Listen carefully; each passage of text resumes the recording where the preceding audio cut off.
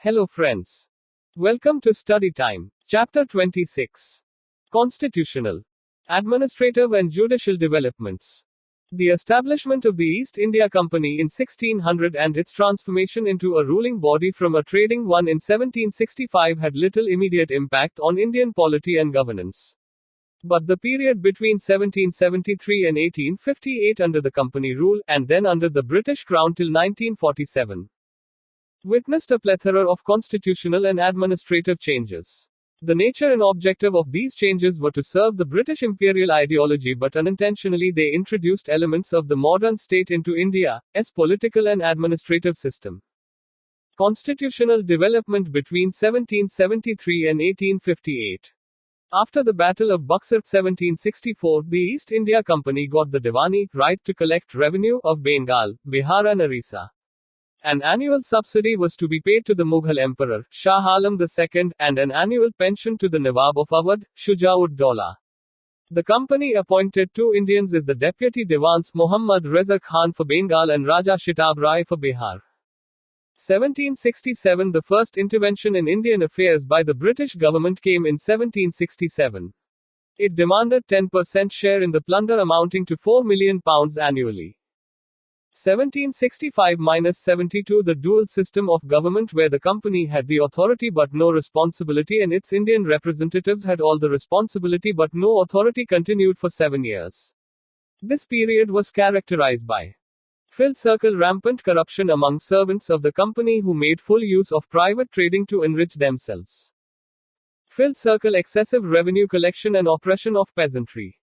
Filled circle the company's bankruptcy while the servants were flourishing. By now the British government decided to regulate the company to bring some order into its business.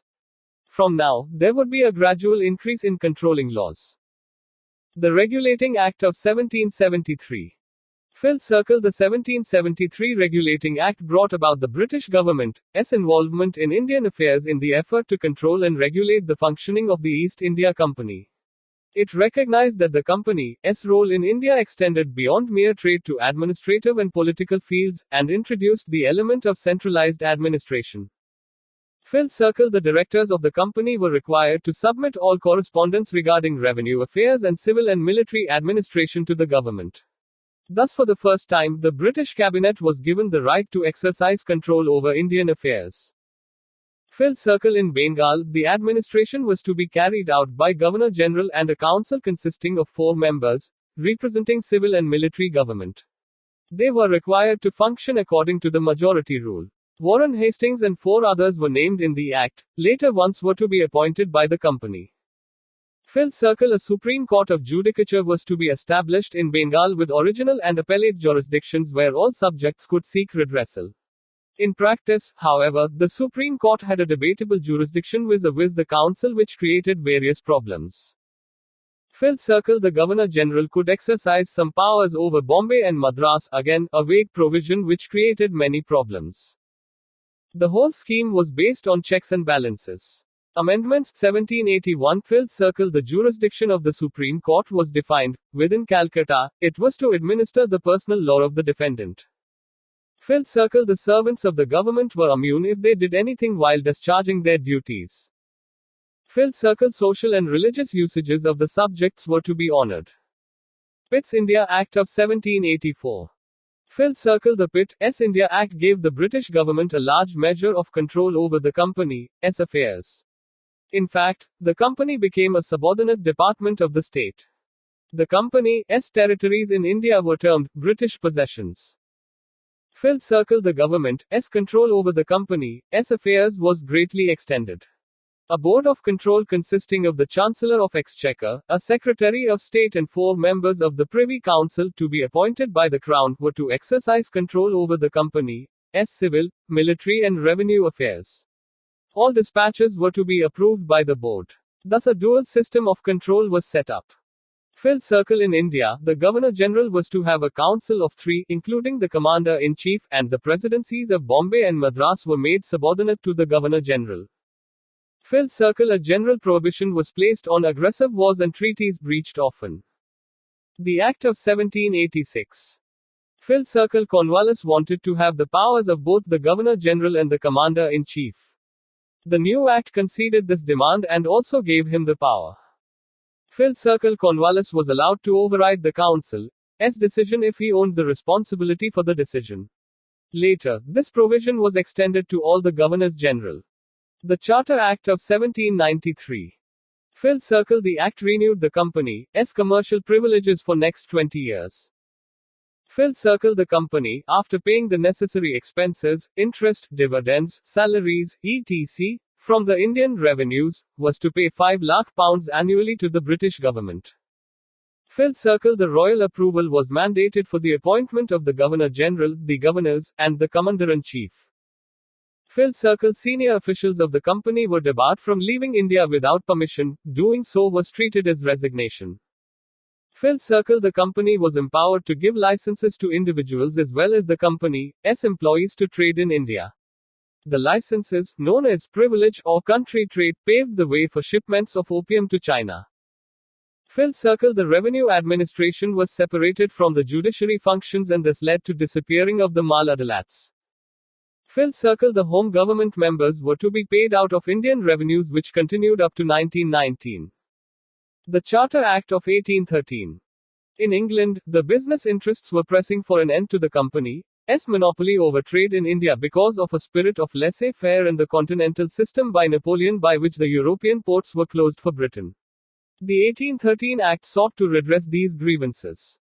Fifth Circle. The company's monopoly over trade in India ended, but the company retained the trade with China and the trade in tea. Fifth Circle. The company's shareholders were given a 10.5% dividend on the revenue of India.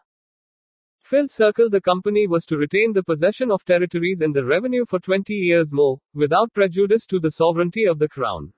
Thus, the constitutional position of the British territories in India was defined explicitly for the first time. Fifth Circle. Powers of the Board of Control were further enlarged. Fifth Circle. A sum of 1 lakh rupees was to be set aside for the revival, promotion and encouragement of literature, learning and science among the natives of India, every year. This was an important statement from the point of state's responsibility for education. Fifth Circle. The regulations made by the councils of Madras, Bombay and Calcutta were now required to be laid before the British Parliament.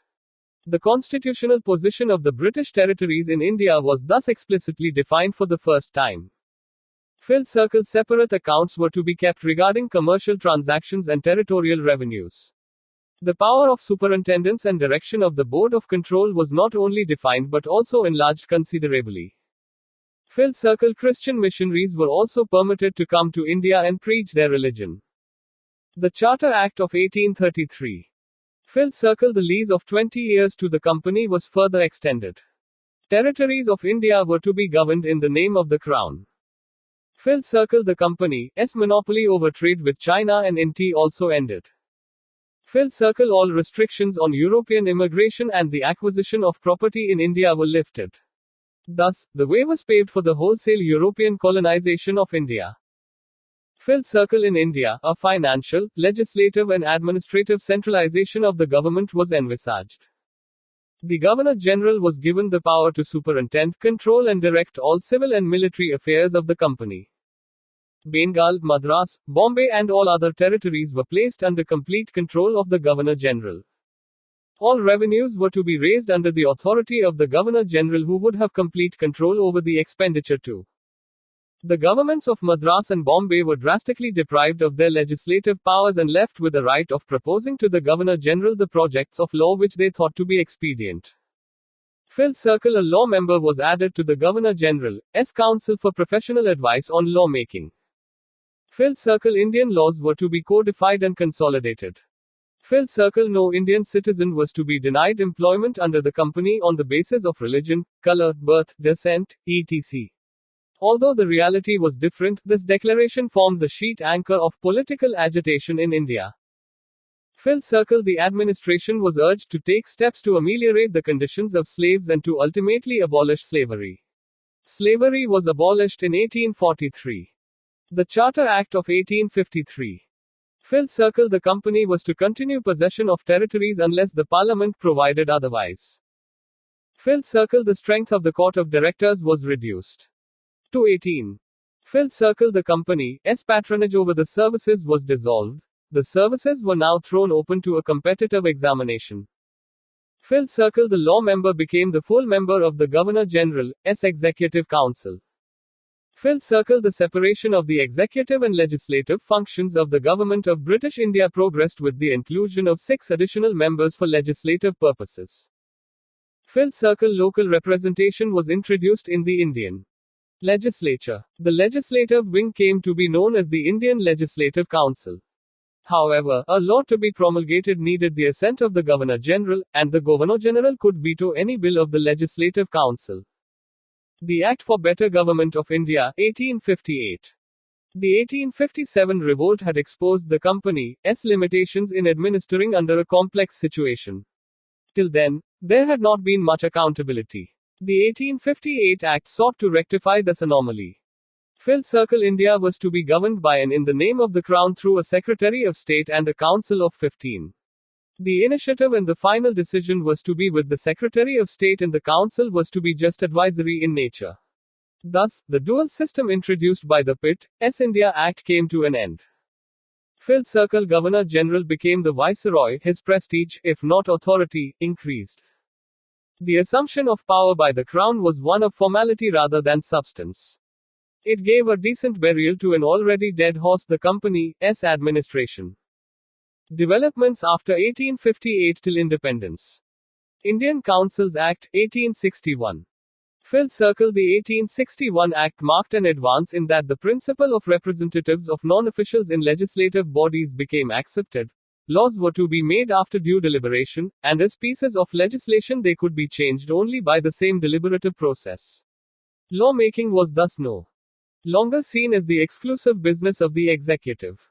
Fifth Circle. The portfolio system introduced by Lord Canning laid the foundations of cabinet government in India, each branch of the administration having its official head and spokesman in the government, who was responsible for its administration. Fifth Circle. The Act by vesting legislative powers in the governments of Bombay and Madras and by making provision for the institution of similar legislative councils in other provinces laid the foundations of legislative devolution. However, the legislative councils established by the Act of 1861 possessed no real powers and had many weaknesses. The councils could not discuss important matters and no financial matters at all without previous approval of government. They had no control over budget. They could not discuss executive action. Final passing of the bill needed Viceroy's approval. Even if approved by the Viceroy, the Secretary of State could disallow a legislation. Indians associated as non-officials were members of elite sections only. Indian Councils Act, 1892. Fifth Circle. In 1885, the Indian National Congress was founded. The Congress saw reform of the councils as the root of all other reforms. It was in response to the Congress' demand that the legislative councils be expanded that the number of non-official members was increased both in the central, imperial, and provincial legislative councils by the Indian Councils Act, 1892. Fifth Circle. The Legislative Council of the Governor-General, or the Indian Legislative Council, as it came to be known, was enlarged. Fifth Circle. The universities, district boards, municipalities, zamindars, trade bodies and chambers of commerce were empowered to recommend members to the provincial councils. Thus was introduced the principle of representation.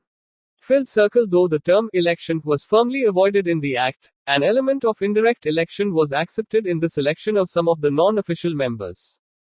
Fifth Circle. The members of the legislatures were now entitled to express their views upon financial statements which were henceforth to be made on the floor of the legislatures. Fifth Circle. They could also put questions within certain limits to the executive on matters of public interest after giving 6 days' notice. Indian Councils Act, 1909. Fifth Circle. Popularly known as the Morley-Minto reforms, the Act made the first attempt to bring in a representative and popular element in the governance of the country. Fifth Circle. The strength of the Imperial Legislative Council was increased. Fifth Circle. With regard to the central government, an Indian member was taken for the first time in the Executive Council of the Governor-General. Satyendra Prasad Sinha was the first Indian to join the Governor-General's or Viceroy's Executive Council as law member. Fifth Circle. The members of the Provincial Executive Council were increased. Fifth circle, the powers of the legislative councils, both central and provincial, were increased. Under this act, the real power remained with the government and the councils were left with no functions but criticism. The introduction of separate electorates for Muslims created new problems. Besides separate electorates for the Muslims, representation in excess of their population strength was accorded to the Muslims. Also, the income qualification for Muslim voters was kept lower than that for Hindus. The system of election was very indirect. Thus, the representation of the people at large remained remote and unreal. Government of India Act 1919. This act was based on what are popularly known as the Montagu-Chelmsford reforms. In August 1917, the British government for the first time declared that its objective was to gradually introduce responsible government in India, but is an integral part of the British Empire. The Act of 1919 clarified that there would be only a gradual development of self-governing institutions in India and that the British Parliament, and not self-determination of the people of India, would determine the time and manner of each step along the path of constitutional progress. Fifth circle, under the 1919 Act, the Indian Legislative Council at the centre was replaced by a bicameral system consisting of a Council of State, Upper House, and a Legislative Assembly, Lower House. Each house was to have a majority of members who were directly elected. So, direct election was introduced, though the franchise was much restricted, being based on qualifications of property, tax or education. Fifth circle, the principle of communal representation was extended with separate electorates for Sikhs, Christians and Anglo-Indians, besides Muslims. Fifth circle, the Act introduced Dyaki in the provinces, which indeed was a substantial step towards transfer of power to the Indian people. Fifth circle, the provincial legislature was to consist of one house only, Legislative Council. Fifth circle, the Act separated for the first time the provincial and central budgets, with provincial legislatures being authorized to make their budgets. Fifth circle, a High Commissioner for India was appointed, who was to hold his office in London for 6 years and whose duty was to look after Indian trade in Europe. Some of the functions hitherto performed by the Secretary of State for India were transferred to the High Commissioner. Fifth circle, the Secretary of State for India, who used to get his pay from the Indian revenue, was now to be paid by the British Exchequer, thus undoing an injustice in the Charter Act of 1793. Fifth circle, though Indian leaders for the first time got some administrative experience in a constitutional setup under this act, there was no fulfillment of the demand for responsible government.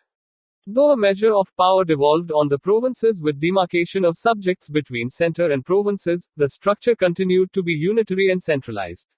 Dyaki in the provincial sector failed. The central legislature, though more representative than the previous legislative councils and endowed, for the first time, with power to vote supplies, had no power to replace the government, and even its powers in the field of legislation and financial control were limited and subject to the overriding powers of the Governor-General.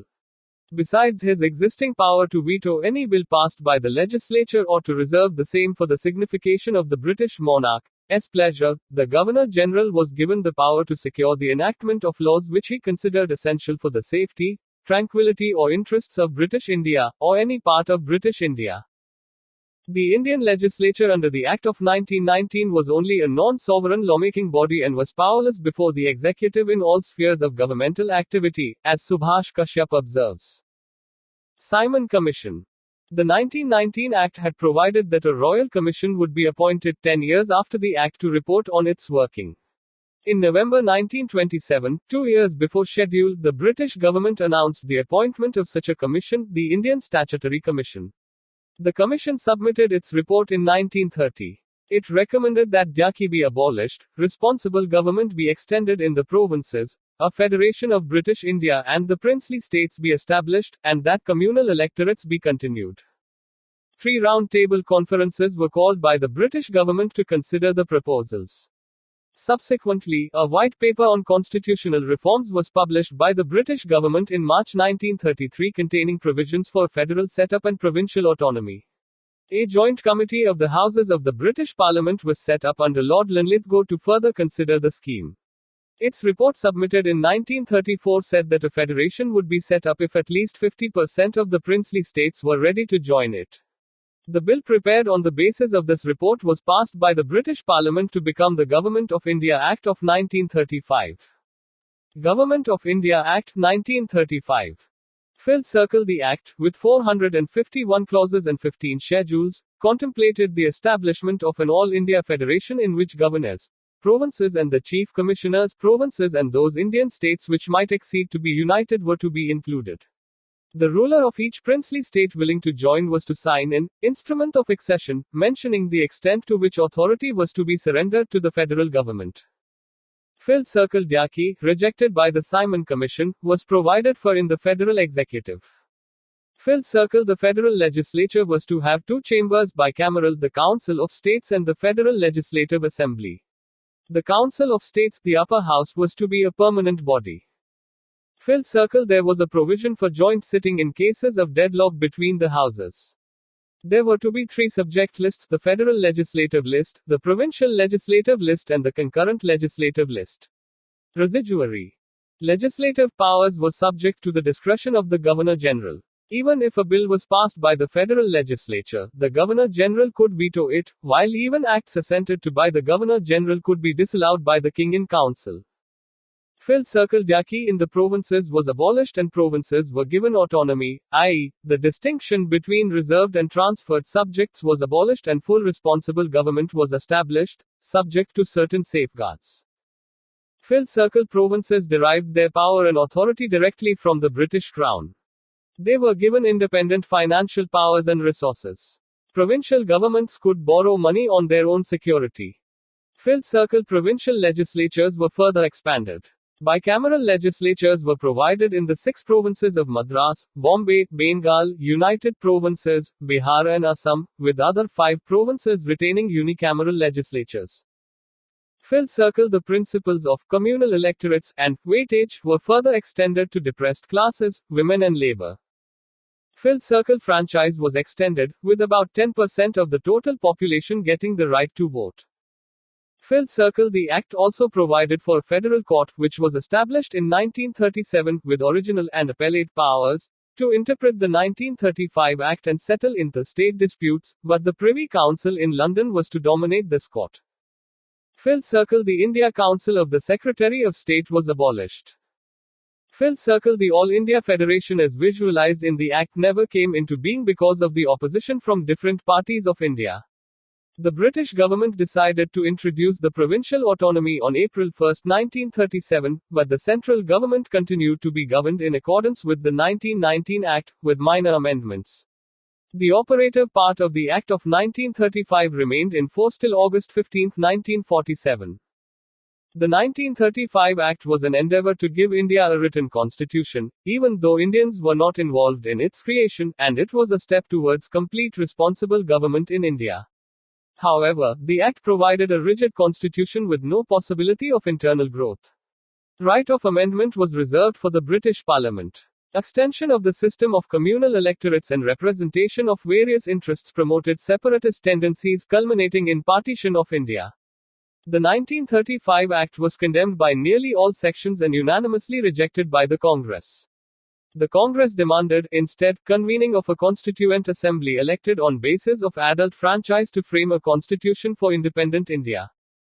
Various other developments took place after the 1935 Act. There was the August Offer of 1940, the Cripps Proposals of 1942, the CR Formula of 1944 trying to seek the cooperation of the Muslim League, Wavell Plan of 1945 and the Cabinet Mission.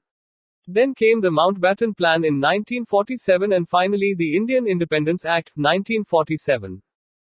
These developments have been extensively discussed in the earlier chapters. The making of the Constitution of Independent India is discussed in a later chapter. Evolution of civil services in India. The civil service system introduced in India by the East India Company for the benefit of its commercial affairs got transformed into a well-structured machinery to look after the administrative affairs of the acquired territories in India. In fact, in the beginning, the term civil service was used to distinguish the servants of the company engaged in commercial affairs from those people employed in the military and naval services. Gradually, the civil servants were bestowed with other responsibilities and authority. Cornwallis role. Cornwallis, Governor-General, 1786–93, was the first to bring into existence and organize the civil services. He tried to check corruption through Filled circle raising the civil servants' salary. Filled circle strict enforcement of rules against private trade. Filled circle debarring civil servants from taking presents, bribes etc. Filled circle enforcing promotions through seniority. Wellesley's role. In 1800, Wellesley, Governor-General 1798-1805, set up the Fort William College for training of new recruits. In 1806, Wellesley's college was disapproved by the Court of Directors and instead the East India College was set up at Haileybury in England to impart 2 years' training to the recruits. Charter Act of 1853. The 1853 Charter Act ended the company's patronage, enjoining recruitment to be through an open competition henceforth. The Indians, however, were barred from high posts from the very beginning. Cornwallis thought, every native of Hindustan is corrupt. The Charter Act of 1793 had reserved all posts worth £500 per annum for the covenanted servants of the company. The reasons for exclusion of Indians were: filled circle the belief that only the English could establish administrative services serving British interests. Filled circle the belief that the Indians were incapable, untrustworthy and insensitive to the British interests. Filled circle the fact there was high competition among the Europeans themselves for lucrative posts, so why offer them to the Indians? Although the Charter Act of 1833 theoretically threw open the services to the Indians, the relevant provisions were never really implemented. After 1857, when the Indians claimed a share in higher services, the Proclamation of 1858 declared the British intention of including the Indians, freely and impartially, in offices under the civil service. Indian Civil Service Act, 1861. This act reserved certain offices for convenanted civil servants, but the examination was held in England in English language, based on classical learning of Greek and Latin. The maximum permissible age was gradually reduced from 23 in 1859 to 22 in 1860 to 21 in 1866 and to 19 in 1878. In 1863, Satyendra Nath Tagore became the first Indian to qualify for the Indian Civil Service. Statutory Civil Service. In 1878-79, Lytton introduced the statutory civil service consisting of 1/6 of covenanted posts to be filled by Indians of high families through nominations by local governments subject to approval by the Secretary of State and the Viceroy. But the system failed and was abolished. Congress demand an Atchison Committee.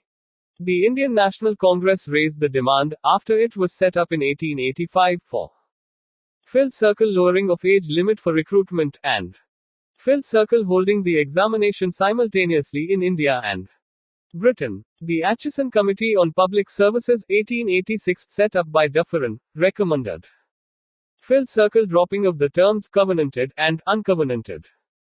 Filled circle classification of the civil service into Imperial Indian Civil Service Examination in England, Provincial Civil Service Examination in India, and Subordinate Civil Service Examination in India, and filled circle raising the age limit to 23.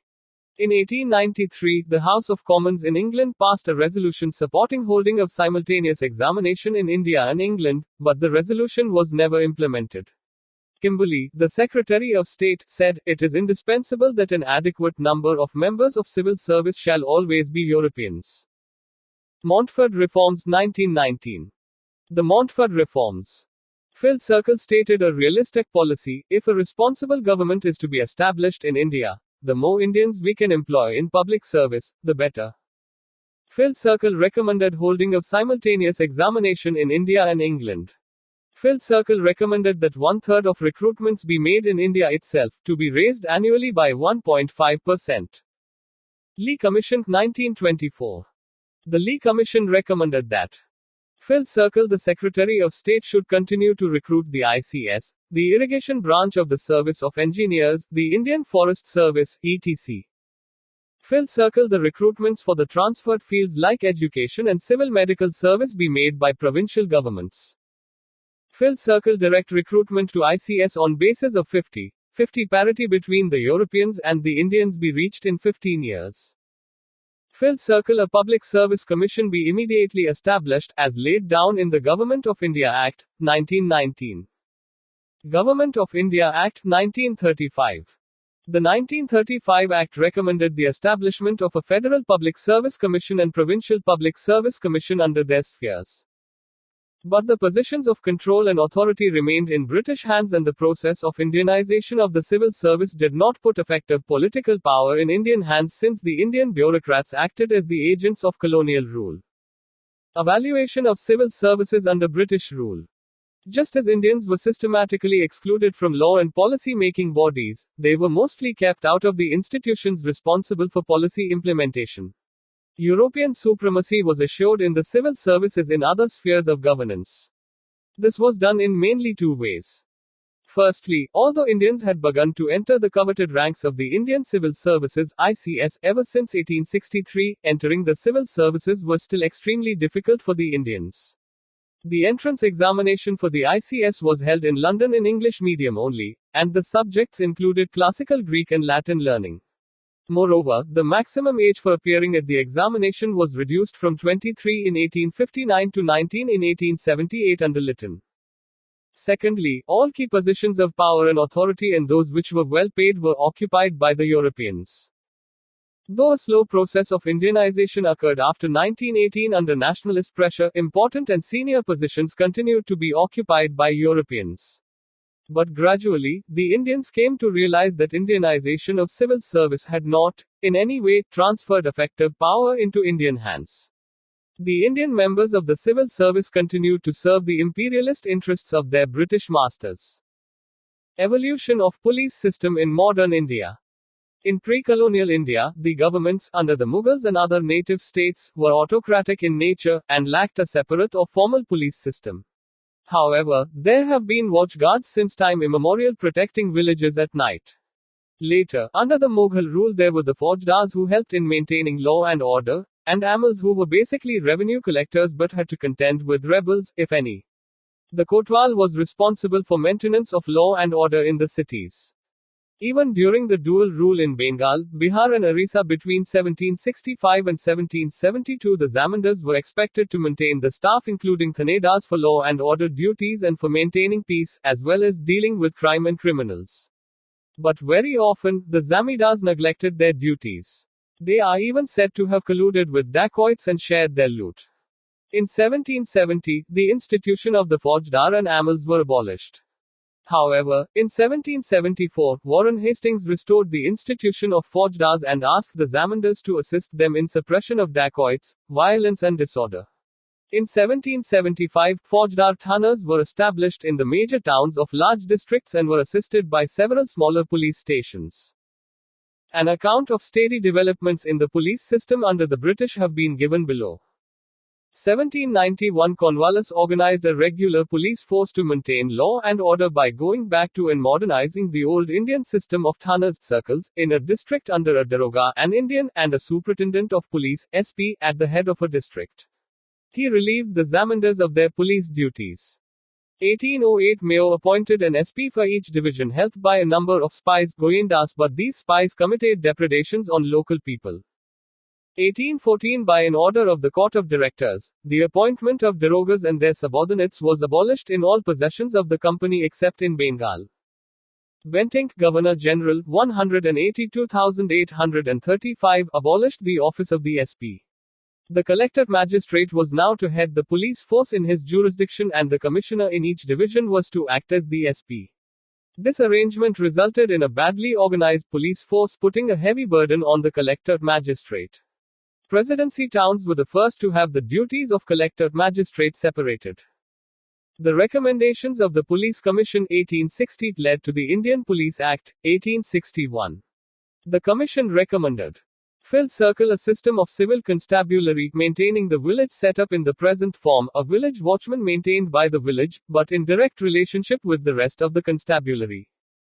Field Circle Inspector General is the head in a province, Deputy Inspector General is the head in a range, and SP is the head in a district.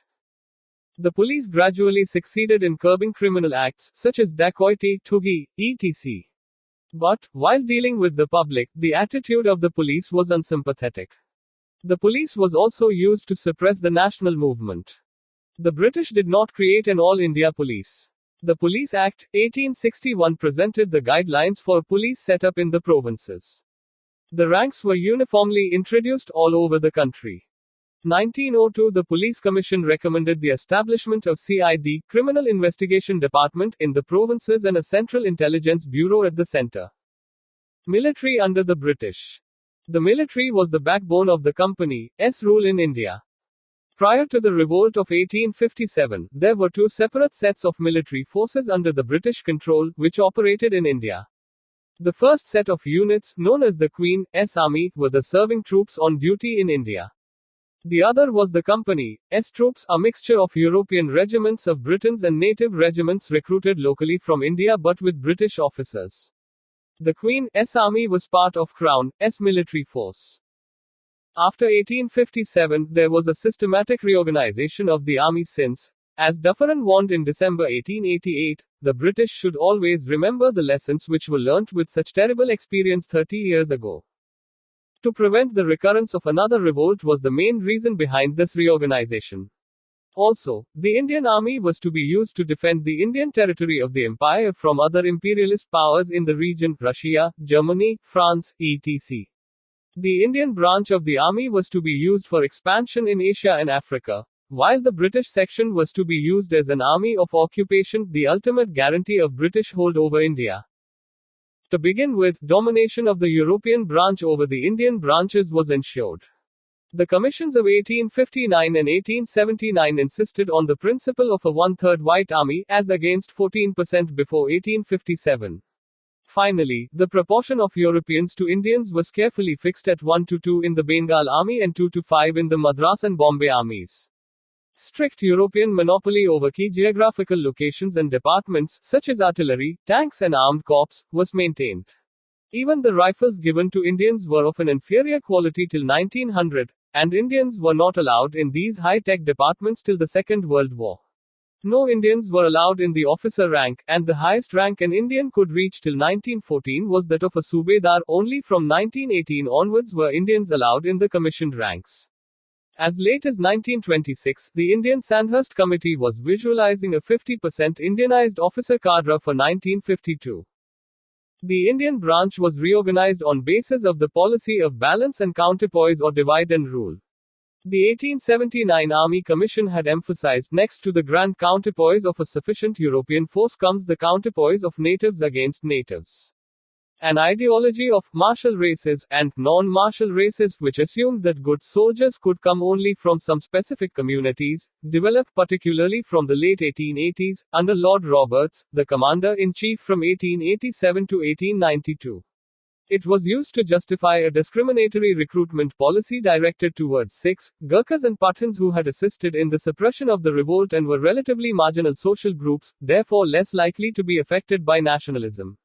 The soldiers from Awadh, Bihar, Central India and South India who had participated in the revolt were declared to be non-martial.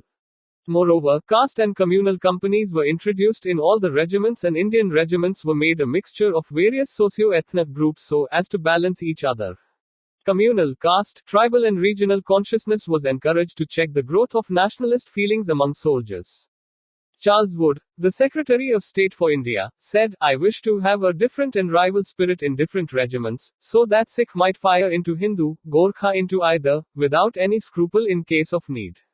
Finally, conscious efforts were made to isolate the soldiers from life and thoughts of rest of the population through measures such as preventing newspapers, journals and nationalist publications from reaching them. On the whole, the British Indian Army remained a costly military machine. Development of judiciary in British India. In the India of pre-colonial times, in the Mughal era or even prior to that, including the ancient period, the judicial system, as a whole, neither adopted proper procedures nor had proper organization of the law courts, in a regular gradation from the highest to the lowest, nor had any proper distribution of courts in proportion to the area to be served by them.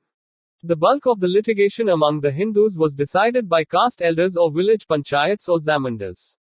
For Muslims, the unit of judicial administration was the Qazi, an office held by religious persons located in provincial capitals, towns and kasbas, large villages. The Rajas and Badshahs were considered as the fountainhead of justice, and the process of dispensing justice could be arbitrary. The beginning of a common law system, based on recorded judicial precedents, can be traced to the establishment of Mayor's courts in Madras, Bombay and Calcutta in 1726 by the East India Company. With the company's transformation from a trading company into a ruling power, new elements of judicial system replaced the existing Mughal legal system.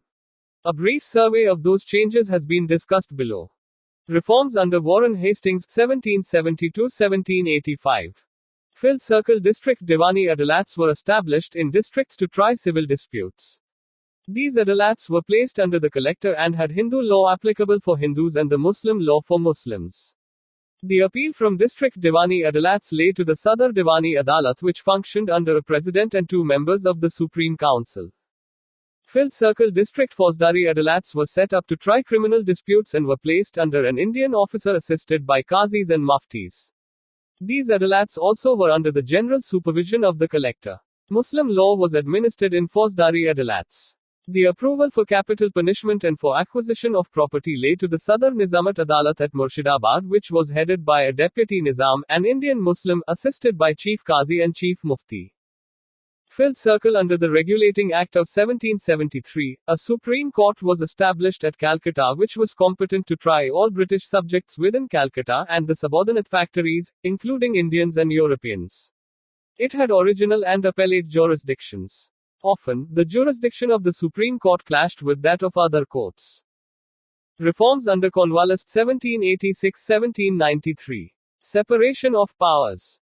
Filled Circle the district Fauzdari courts were abolished and, instead, circuit courts were established at Calcutta, Dekcha, Murshidabad and Patna. These circuit courts had European judges and were to act as courts of appeal for both civil and criminal cases. Filled Circle the Sadar Nizamat Adalat was shifted to Calcutta and was put under the Governor-General and members of the Supreme Council assisted by the Chief Qazi and the Chief Mufti. Filled Circle the District Diwani Adalat was now designated as the district, city or the Zilla court and placed under a district judge. The collector was now responsible only for the revenue administration with no magisterial functions. Filled Circle a gradation of civil courts was established for both Hindu and Muslim laws. Mansif, Court under Indian officers, Registrar, Court under European judge, District Court under the district judge, 4 circuit courts as provincial courts of appeal, Sadar Diwani Adalat at Calcutta, and King in Council for appeals of £5,000 and above. Filled Circle the Cornwallis Code was laid out, there was a separation of revenue and justice administration. European subjects were also brought under jurisdiction. Government officials were answerable to the civil courts for actions done in their official capacity. The principle of sovereignty of law was established. Reforms under William Bentinck 1828–1833. Filled Circle the 4 circuit courts were abolished and their functions transferred to collectors under the supervision of the Commissioner of Revenue and Circuit. Filled Circle Sadar Diwani Adalat and a Sadar Nizamat Adalat were set up at Allahabad for the convenience of the people of upper provinces. Filled Circle till now, Persian was the official language in courts. Now, the suitor had the option to use Persian or a vernacular language, while in the Supreme Court, English language replaced Persian. 1833, a law commission was set up under Macaulay for codification of Indian laws. As a result, a Civil Procedure Code 1859, an Indian Penal Code 1860, and a Criminal Procedure Code 1861 were prepared. Later developments. 1860, it was provided that the Europeans can claim no special privileges except in criminal cases, and no judge of an Indian origin could try them. 1865, the Supreme Court and the Sadar Adalats were merged into 3 high courts at Calcutta, Bombay and Madras. 1935, the Government of India Act provided for a federal court, set up in 1937, which could settle disputes between governments and could hear limited appeals from the high courts. Evaluation. Positive aspects of judiciary under the British. Filled Circle the rule of law was established. Filled Circle the codified laws replaced the religious and personal laws of the rulers. Filled Circle even European subjects were brought under the jurisdiction, although in criminal cases, they could be tried by European judges only. Filled Circle government servants were made answerable to the civil courts. The negative aspects. Filled Circle the judicial system became more and more complicated and expensive. The rich could manipulate the system. Filled Circle there was ample scope for false evidence, deceit and chicanery. Filled Circle dragged out litigation meant delayed justice. Filled circle courts became overburdened as litigation increased. Filled circle often, the European judges were not familiar with the Indian usage and traditions. Major changes in administrative structure after 1857. Genesis of administrative changes, new stage of colonialism. The British were quick to learn from their experience of 1857, and organized mass action could pose a serious challenge to the existence of British rule in India. The ruler-subject gap was sought to be narrowed so as to reduce, if not eliminate altogether, the alienation of the masses from the administration. Also, association of natives in administration could give the rulers an opportunity to have a better idea of the customs, traditions and values of the people they were supposed to rule. This could help them handle more tactfully an 1857-like situation. The second half of the 19th century saw further spread and intensification of the Industrial Revolution. The emergence of new industrial powers, the USA, Japan and European countries, and a cutthroat competition for colonies and sub-colonies for raw materials, markets for manufactured goods and capital investment were the highlights of this new phenomenon. The British supremacy in the world in finance and manufactured goods trade came to an end. At this point, there were large-scale British capital investments in railways and loans to the Government of India, and to a smaller extent in tea plantations, coal mining, jute mills, shipping, trade and banking. All these factors combined to inaugurate a new stage of colonialism in India.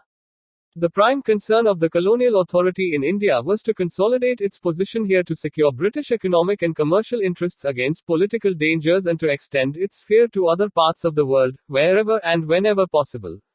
There was a renewed upsurge of imperial control and imperialist ideology which was reflected in the reactionary policies during the viceroyalties of Lytton, Dufferin, Lansdowne, Elgin and, above all, Curzon. The changes in the governmental structure and policies in India were to shape the destiny of modern India in many ways. Administration, central, provincial, local. Central government. The Act for Better Government of India, 1858 transferred the power to govern from the East India Company to the British Crown. The company's limitations in administering the country in complex situations had been exposed by the revolt of 1857. Besides, there was not much accountability. Now, the power to govern was to be wielded through a Secretary of State. Earlier, this power was exercised by directors of the company and the Board of Control. The Secretary of State was to be a member of the British Cabinet, and was to be assisted by a council of 15. He was answerable to the British Parliament. All initiatives and final decisions rested with the Secretary and the council was only advisory in nature. Thus the dual system introduced by Pitt's India Act, 1784 came to an end. Also, the ultimate power over India remained with Parliament. The government in India was to be carried on, as before, by the Governor-General whose prestige, if not authority, increased with the new title of Viceroy given to him. The Viceroy was to be assisted by an Executive Council whose members were to act as the heads of various departments, as well as Viceroy's official advisors. The concentration of the main authority in the hands of the Secretary of State based in London, on the one hand, gradually reduced the Viceroy to a subordinate status and further alienated the Indian public opinion from the government policy making.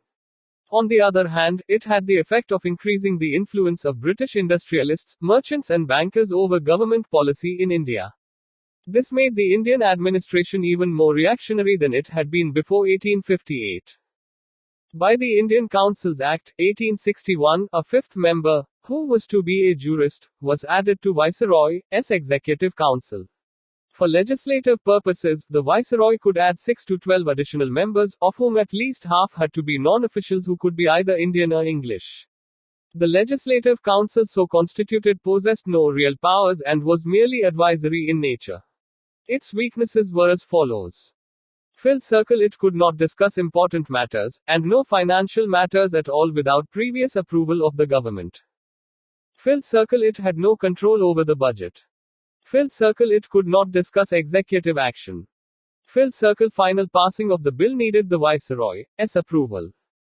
Filled circle: even if approved by the Viceroy, the Secretary of State could disallow a legislation. Filled circle: Indians associated as non-officials were members of elite sections only, princes, landlords, devans, etc., and were not representative of the Indian opinion. Filled circle: the Viceroy could issue ordinances of 6 months validity in case of emergency. The only important function of the Legislative Council was to endorse official measures and give them the appearance of having been passed by a legislative body. The British government in India remained, as before, an alien despotism. Provincial government. The Indian Councils Act, 1861 returned the legislative powers to provinces of Madras and Bombay, which had been taken away in 1833. Later, legislative councils were established in other provinces. The three presidencies of Bombay, Madras and Calcutta enjoyed more rights and powers compared to other provinces. The presidencies were administered by a governor and his executive council of three who were appointed by the crown, while other provinces were administered by lieutenant governors and chief commissioners appointed by the governor general. In the following decades, some steps towards financial decentralization were taken, but these were more in the nature of administrative reorganization aimed at increasing revenues and reducing expenditure, and these did not in any way indicate progress towards provincial autonomy. The granting of fixed sums out of central revenues for administration of certain services like police, jails, education, medical services and roads to provincial governments signified the first step in the direction towards bifurcating central and provincial finances in 1870 by Lord Mayo. Now, the provincial governments were asked to administer these services as they liked. Certain other heads of expenditure like land revenue, excise, general administration and law and justice were transferred to provinces in 1877 by Lord Lytton. Besides this, a provincial government was to receive a fixed share of the income realized within that province from sources like stamps, excise and income tax. In 1882, all sources of revenue were divided into three groups: general going entirely to center, provincial going entirely to the provinces, and those to be divided between the center and the provinces. Nevertheless, the central government remained supreme and retained detailed control over provinces. This was inevitable since both the central and provincial governments were completely subordinated to the Secretary of State and the British government. Local bodies. It was decided to decentralize administration by promoting local government through municipalities and district boards which would administer local services like education, health, sanitation, water supply, roads and other basic amenities financed through local taxes. There were many factors which made it necessary for the British government in India to work towards establishing local bodies. Financial difficulties faced by the government, due to over-centralization, made decentralization imperative. It became necessary that modern advances in civic amenities in Europe be transplanted in India, considering India's increasing economic contacts with Europe. The rising tide of nationalism had improvement in basic facilities is a point on its agenda. A section of British policymakers saw association of Indians with the administration in some form or the other, without undermining the British supremacy in India, as an instrument to check the increasing politicization of Indians. The utilization of local taxes for local welfare could be used to counter any public criticism of British reluctance to draw upon an already overburdened treasury to tax the rich upper classes. The important stages in the evolution of local government can be identified as follows. Between 1864 and 1868. Local bodies were first formed in this period, but in most cases consisted of nominated members and were headed by district magistrates. Thus, these were seen not more than as instruments of additional tax collection. Mayo's Resolution of 1870. Financial decentralization was a legislative devolution inaugurated by the Indian Councils Act of 1861. Apart from the annual grant from imperial government, the provincial governments were authorized to resort to local taxation to balance their budgets. This was done in context of transfer of certain departments of administration, such as medical services, education and roads, to the control of provincial governments. This was the beginning of local finance. Mayo's resolution emphasized local interest, supervision and care are necessary for success in the management of the funds devoted to education, sanitation, medical relief and local public works. The various provincial governments such as in Bengal, Madras, Northwest and Provence, Punjab, passed municipal acts to implement the policy outlined. Ripon's Resolution of 1882. The government of Ripon desired the provincial governments to apply in case of local bodies the same principle of financial decentralization which Lord Mayo's government had begun towards them. For his contributions, Lord Ripon is called father of local self-government in India. The main points of the resolution were as follows. Phil Circle development of local bodies advocated to improve the administration and as an instrument of political and popular education. Phil Circle policy of administrating local affairs through urban and rural local bodies charged with definite duties and entrusted with suitable sources of revenues. Phil Circle non-officials to be in majority in these bodies, who could be elected if the officials thought that it was possible to introduce elections. Phil Circle non-officials to act as chairpersons to these bodies. Phil Circle official interference to be reduced to the minimum and to be exercised to revise and check the acts of local bodies, but not to dictate policies.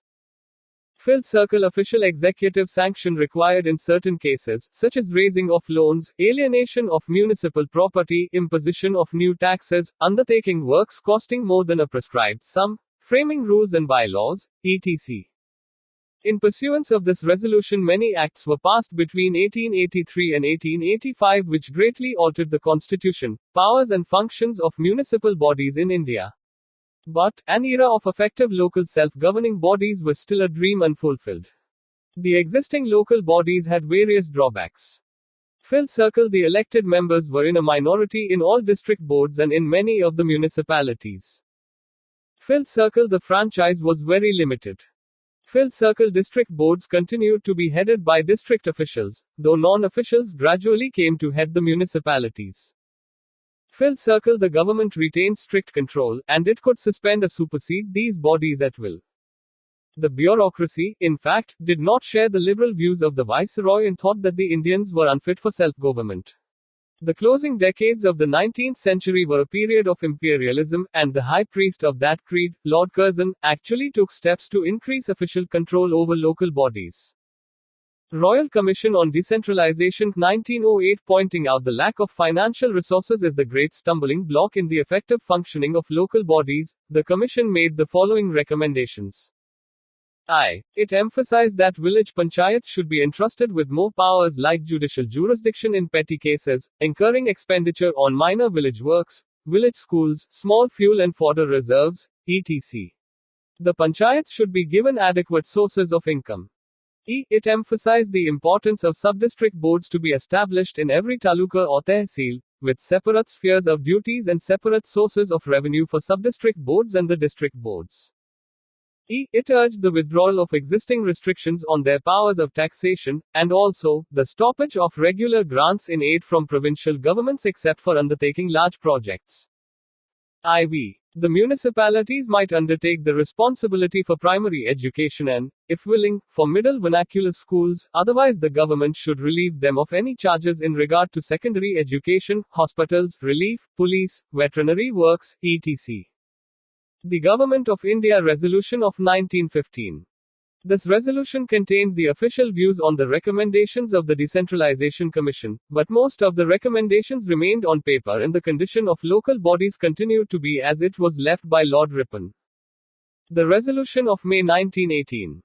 This resolution reviewed the entire question of local self-government in the light of the announcement of August 20, 1917, which had declared that the future direction of constitutional advance was towards grant of responsible government to the people of India, and the first step towards the progressive realization of that ideal was to be in the sphere of local self-government. The resolution suggested that the local bodies be made as representative as possible of the people with real and not nominal authority vested in them. Under Dyaki, local self-government was made a transferred subject under Popular Ministerial Control by Government of India Act, 1919, and each province was allowed to develop local self-institutions according to provincial needs and requirements. But, since finance was a reserved subject under the charge of an executive councillor, the Indian ministers could not do much work in the sphere of local self-government for lack of funds. The Simon Commission, May 1930, pointed out the lack of progress of village panchayats except in Up, Bengal and Madras. The Commission suggested the retrograde step of increasing provincial control over local bodies for the sake of efficiency. The Commission also adversely commented on reluctance of elected members to impose local taxes and observed that, generally speaking, the management of finances of local bodies had deteriorated since the introduction of the reforms of 1919. The Government of India Act, 1935 and after. The Provincial Autonomy ushered in by the Government of India Act, 1935 gave further impetus to the development of local self-governing institutions in India. Portfolio finance being under the control of popular ministries, now the funds could be made available for development of local bodies. Further, the demarcation of taxation between provincial and local finance which prevailed since the reforms of 1919 was scrapped.